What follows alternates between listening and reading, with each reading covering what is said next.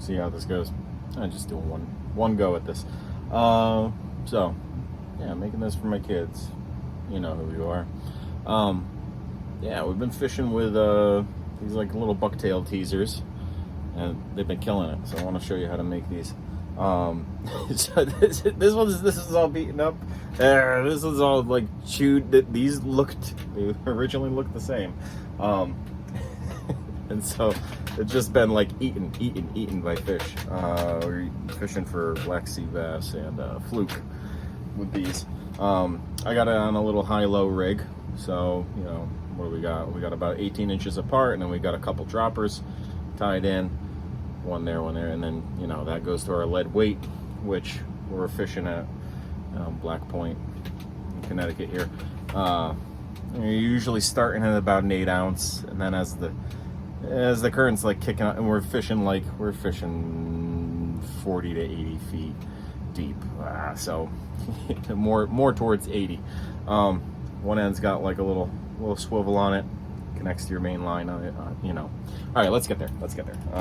How the heck do we make these? Well, I got 3/0 and I got 6/0. So 6/0 Gamakatsu bait holder hooks that we're using.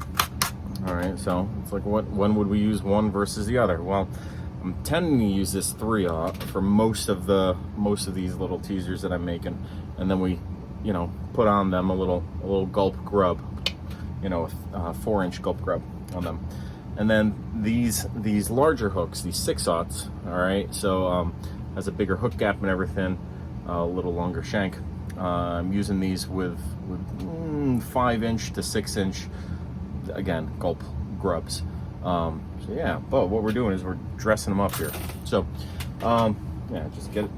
We're gonna start with a 3/0 one, get it in the vise. These are big hooks, so saltwater hooks. So let's see. Take my little white background, just kind of slide it over there. There's a little bit of contrast for the camera. Yeah, it doesn't really matter. Thread, let's see. I'm going with a heavy thread, you know, the thickest stuff. 3/0, or this one is a 210 Danville 210. It's just white. It doesn't really matter color. I'm just gonna be wrapping around the first. Honestly, it's like the first 1/4 inch of this hook, and that's it. Because we are making like a little teaser. So let's see. I don't think this really zooms in. I will do my best to get that camera in there. All right, so we're just tying in that first little bit. Okay, and let's see. So really, there's just one ingredient: white bucktail. You know, we can get super picky and pick from different parts of the bucktail and everything. Here, I will pick some hairs towards the end here. These are kind of like the primo hairs. They tend to be like the longer ones. And let's see, how much am I trimming off? That's hard to see. That's like, I don't know, it's a little clump. I'm going to go back and forth between my hands, always pinching onto it. I'm going to hold on to the little end, the tapered ends, and pull out some of this fluff that's there. And then I'm going to take this, hold on to those butt ends, get a good pinch here, and now I just want to square those off so they'll all tie in nicely. So here's the trick with tying them in, is that I kind of want this to be on the round. So I'm going to work my thread kind of back, and I'm gonna do like three light wraps. 1, 2, 3. Now that's not really holding them on there. I can pull them all out. What that does allow me to do is take my thumb and press it down and just kind of smush it and let the fibers work their way evenly around the shank. Now I'm going to hold it, and I'm going to now pull those tight and then tie those in towards the front. So we got about a 1/4 inch, 3/8 of an inch of the front of the hook that gets covered. And it looks like a little fly right there, and because it is. Now with this, so here's the thing. I can take this and I can add some flash to it. Let's see, on my desktop here. Got a little bit of pearl flash. Why not? It's easy as like kind of finding the midpoint, putting that midpoint against the thread and doubling it over like that, and then taking the thread and just bringing it up here, and you know, kind of splay out and put some of this flash on one side, some on the other side. Get a few tight wraps in. Done. Now it's got some flash to it. All right, I'm just gonna finish it off with 3 half hitches. Yeah, I could go get the whip finisher out and everything, but here's the thing: this is gonna get destroyed. There is no point in making a super durable head on this, because this one I didn't even put any like cement on those thread wraps, because they're just, you know, these are gonna fish really well. They're gonna get eaten. They're gonna get torn up. The bucktail's gonna fray. You know, if I do want a little bit of durability, I'll where's my head cement? There we go. Sally Hansen's hard as nails, that little lacquer, that fingernail polish. We'll work that drop around. Oh my God, simple enough, done. Now, you know, so this, we're then taking this and fishing it, but with a little, you know, bait on the end. We could use, so it's like, if we wanted to, we could use like clams. We could use little chunks of clams. We could use little strips of squid and stuff like that. I like to use the just white gulp grubs, the 4-inch ones. Put them on there. Now, all right, so that was done with the tip of the bucktail. Now let's see what happens when I use the feathers, the hairs closer to the base. This is like a common knowledge thing for people who tie flies, but you know, since you haven't necessarily tied flies, get that in there tight. And again, I'm only like coating the first like 1/4 inch of this with a base layer of thread. I go over it, go back, forwards and backwards. I know the camera quality really isn't crazy here. Isn't crazy good. Now, I'm going to do the same thing that I did before, but instead I'm going to take, instead of hair from up here, I'm going to take some hair from down here. It's actually about the same length. Now,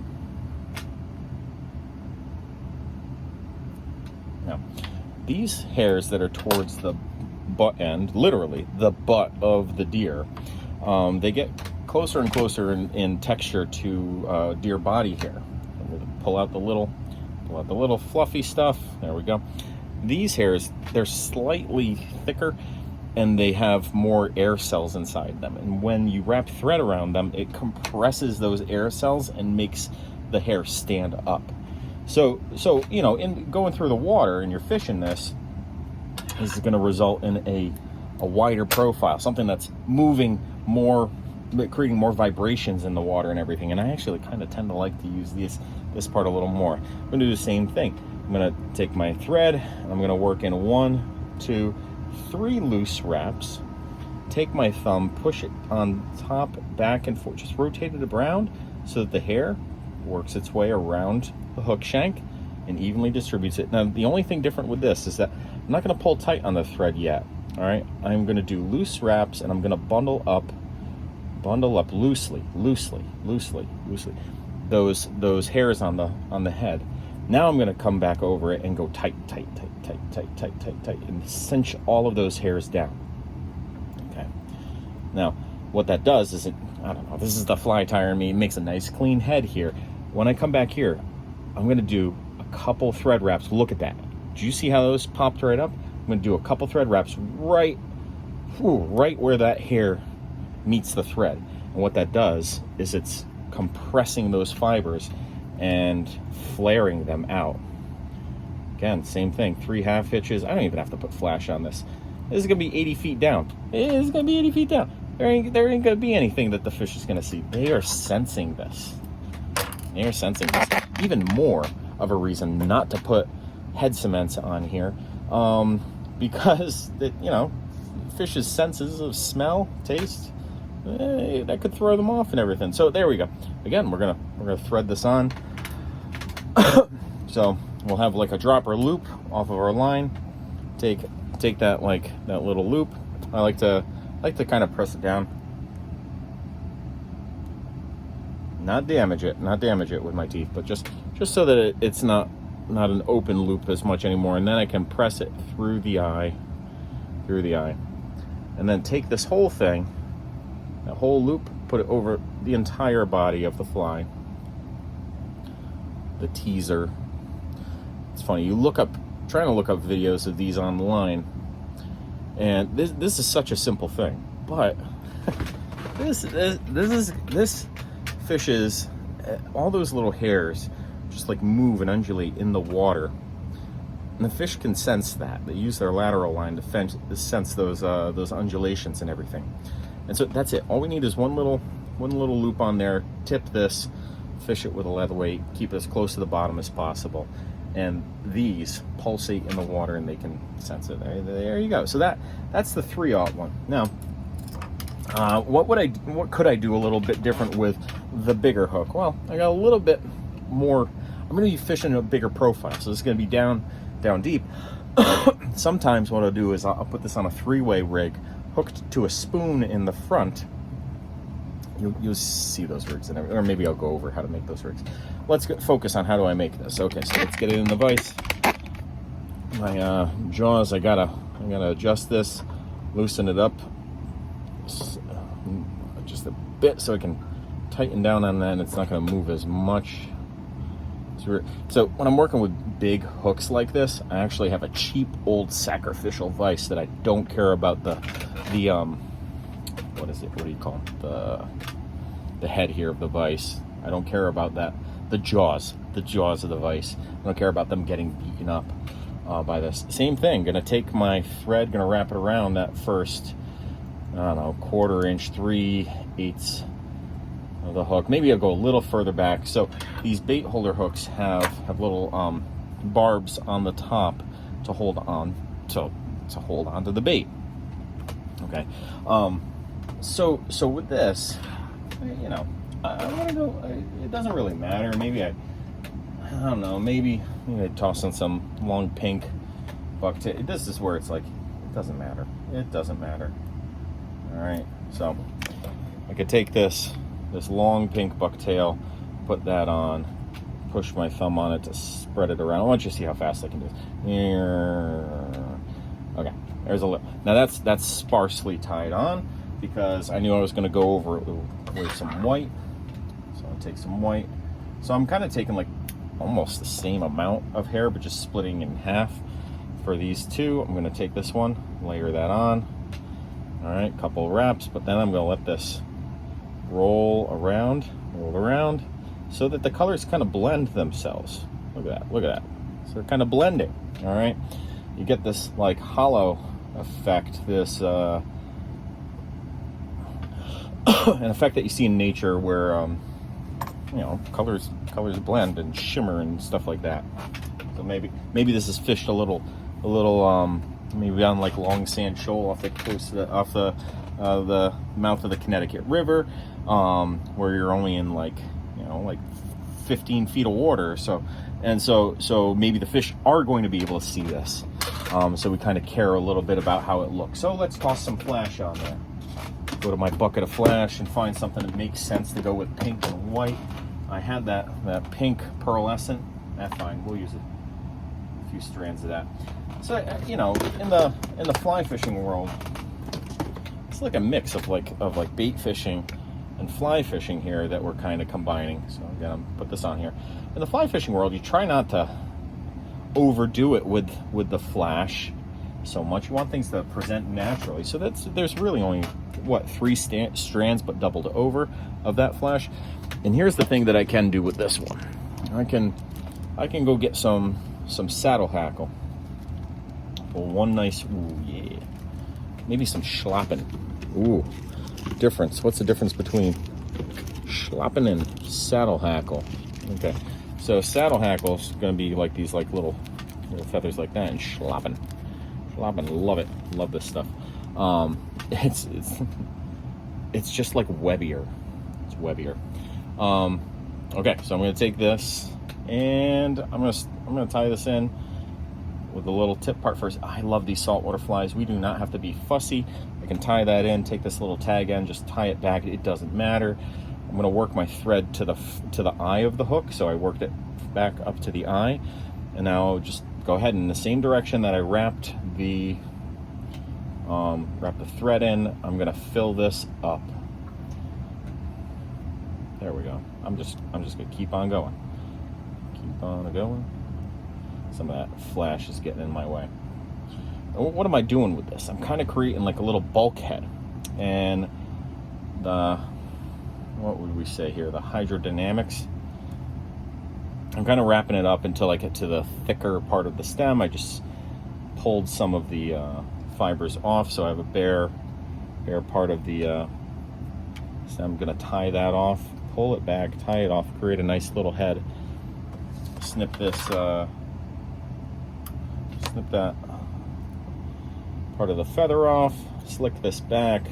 I don't really have to worry about building up a head, but all I'm doing is just tying it in. Again, they're going to destroy this. Now, I'm creating a little bulk at the front of the fly. Again, three little wraps, 3 little wraps. What does that do in the overall? So, you know, when I look at this, that's actually not that bulky. It's not that bulky, but creating some bulk here moves water out and around, and then it, again, it's going to flail these around. So this one has a longer profile than the one that we did before. All right, so this is that 6/0. All right. So there's that 6/0 one, and let's do it side by side with the 3/0 one. So, you know, because it's a bigger hook, we can just kind of add a little bit more to it. All right, dress it up a bit more if we wanted to. Give it more stuff that's going to flow in the water, make it look alive. That's the whole thing, is that we're dragging something dead through the water, but we want to make it look like it's swimming. So, you know, every little twitch that we give, even if this is on a dead stick, you know, like a rod that's just in the rod holder in the boat, and it's rocking and everything, it's gently getting tugged forward. That's actually going to make it look really alive, because like a little bait fish, squid in the water, they're going to scoot on forward, you know, scoot on up, and then kind of drift on down and try not to be seen by bigger things that want to eat them. That's actually like a really good presentation for something like this. Again, we're going to have, this is going to be tied on to a line that's going to have a lead weight that's going to bring it all the way down to the bottom. And this is going to be scooting along the bottom, looking like a little bait fish.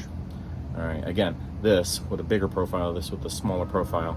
And when we take a little plastic, soft plastic bait, and shove it on up in here, what it's going to do, look at my fingers, my little sausagey fingers, as I move closer up, as I seat it up in there, look at how it flares that hair out and around. And it'll be more symmetric with the actual bait itself.